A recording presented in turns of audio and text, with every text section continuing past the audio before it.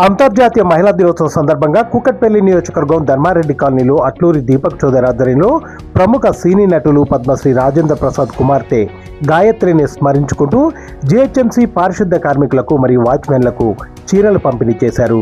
ఈ కార్యక్రమానికి ముఖ్య అతిథులుగా మాజీ కార్పొరేటర్ దండమూడి సామ్రాజ్యం హాజరై స్వర్గీయ నందమూరి తారక రామారావు విగ్రహానికి పూలమాలలు వేసి ఘన నివాళులర్పించి తదుపరి జీహెచ్ఎంసీ కార్మికులకు వాచ్మెన్లకు చీరలను పంపించేశారు.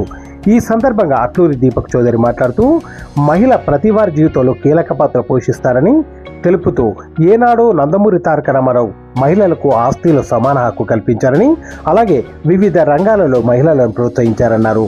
ఈ కార్యక్రమంలో కట్టా వెంకట్రావు, శ్రీను, చెరుకూరి రవి, శివారెడ్డి, గౌతమ్ రెడ్డి, సాయి నాయుడు, వెంకటేష్ గౌడ్, మహిళా మనులు తదితరులు పెద్ద సంఖ్యలో పాల్గొన్నారు.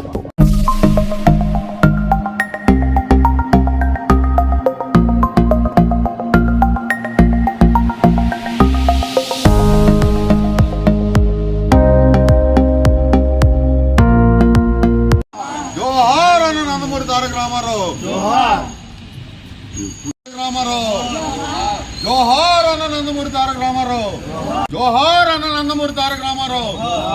ఈరోజు మహిళా దినోత్సవం సందర్భంగా మహిళలందరూ కూడా హృదయపూర్వక శుభాకాంక్షలు.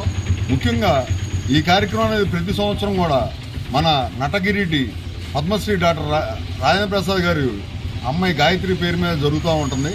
అదేవిధంగా ఈ కార్యక్రమానికి ఎప్పుడు కూడా ముఖ్య అతిథిగా మాజీ కార్పొరేటర్ అయినటువంటి శ్రీమతి దండమూడి సామ్రాజ్యం గారు ఇక్కడికి విచ్చేసి వారి చేతుల మీదుగా ఇవ్వడం జరుగుతుంది చీరల పంపిణీ కార్యక్రమం.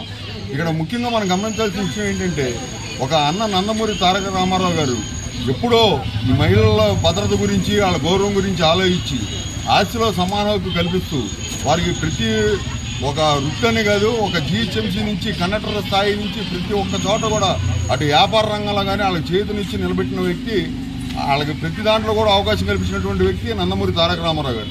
అటు వ్యక్తిని స్మరించుకుంటూ ఈరోజు ఈ కార్యక్రమం చేపట్టడం జరిగింది. ఇక్కడికి విచ్చేసినటువంటి జీహెచ్ఎంసీ పారిశుద్ధ్య కార్మికులు అందరికీ, అదేవిధంగా ఇక్కడికి విచ్చేసినటువంటి కట్ట వెంకటరావు గారికి మరియు ఇక్కడికి విచ్చేసినటువంటి ప్రజలందరికీ కూడా పేరు పేరున ధన్యవాదాలు తెలియజేసుకుంటాం.